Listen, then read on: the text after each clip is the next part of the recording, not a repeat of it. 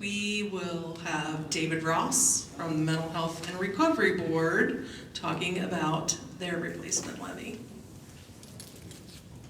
All right.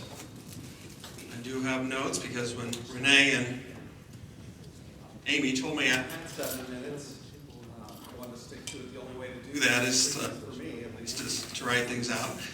And she's scared. Make sure I didn't. My name is David Ross with the Mental Health and Recovery Board here in Ashland County. I'm here to talk to you about our replacement levy. Sorry about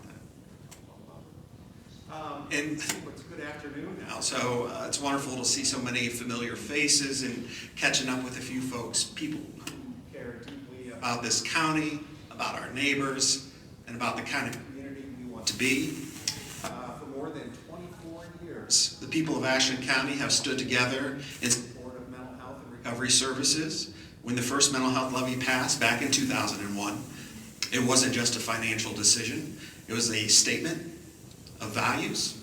It said, we take care of our own.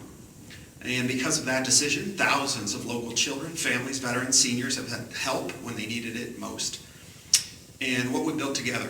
Today, the Mental Health and Recovery Board of Ashland County coordinates a network of over 200 professionals and 3 partner agencies. Most of the folks know us through our contract partners, Appleseed Community Mental Health Center, ACCADA, and Catholic Charities, to deliver care that meets people where they are.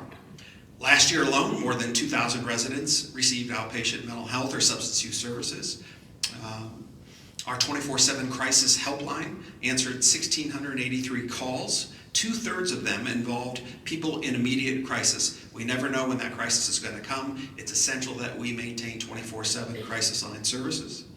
Through the School Community Liaison Program, more than 2,300 students in our local districts received direct support when mental health challenges were getting in the way of learning. 81% of those students improved their attendance, behavior, academic performance. We've been tracking those 3 metrics over 20 years, and they've consistently been 80% or higher. Our programs also touch lives in quieter ways. Seniors who find companionship and purpose through our Golden Center programs, veterans and first responders finding healing after trauma, young adults that are transitioning from adolescence to young adulthood, learning to build stability, and families getting help with housing, employment, and recovery.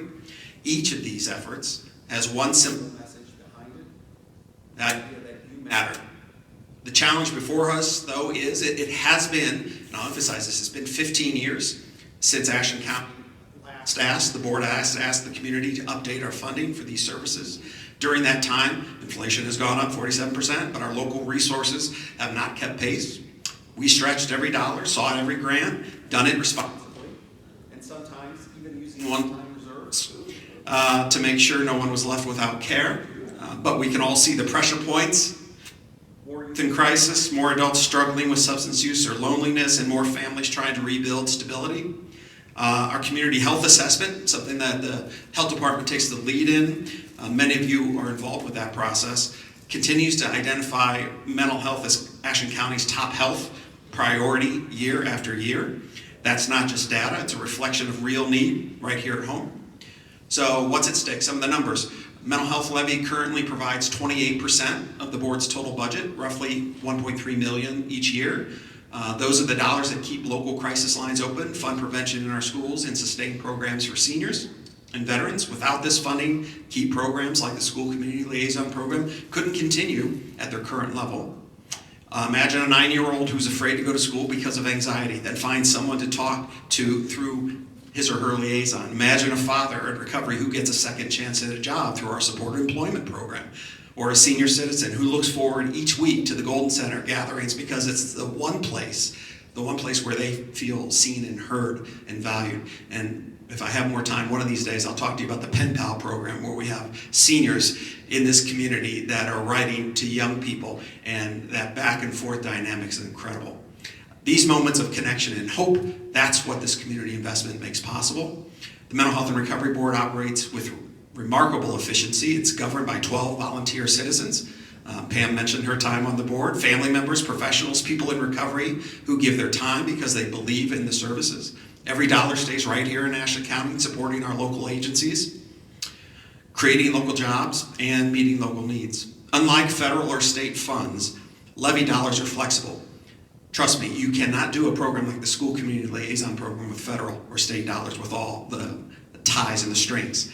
The flexibility allows us to respond quickly when crises emerge, like during the pandemic, where services had to move online almost overnight. We kind of forget about that, but back in the day, all mental health services in the county and pretty much around the country were primarily done in offices, brick and mortar offices, and within a week, all of our local agencies were able to work with their clients with the technology to move everything online, and a lot of those services remain online, not all. In short, this is local people caring for local people, and it works. So looking forward, when I look at the future of this county, I see opportunity. We already have a community known for compassion, innovation, and faith in one another. We have trained more than 2,500 residents in our suicide prevention model, question, persuade, refer. Some of you in this room have been through that training. Ordinary people who now know how to recognize someone who's struggling and how to save a life through QPR. That's extraordinary when you think about it. Similar to CPR, it takes all of us to learn this model to save a life, and it shows that our investment isn't just about services. It's about building a culture of care. So again, a small investment, a lasting return. If you own a $100,000 home, the cost of maintaining and updating this support is $35 a year. That's $1.14 a month more, or 4 cents a day. 4 cents a day to ensure that when someone in Ashland County says, I need help, there's someone ready to answer. That's a small investment with a huge return. A healthier, safer, more hopeful community.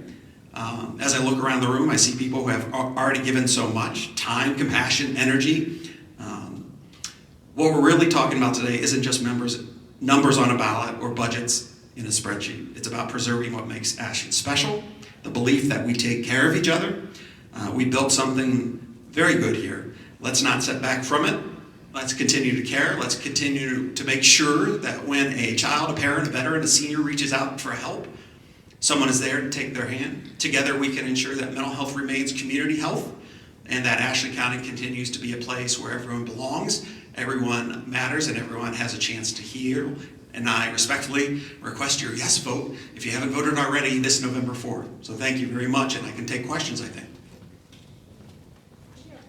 Is it going to be listed as two separate levies or one levy? Like a renewal and an increase, or just one levy? It's a replacement, yes. It's just one.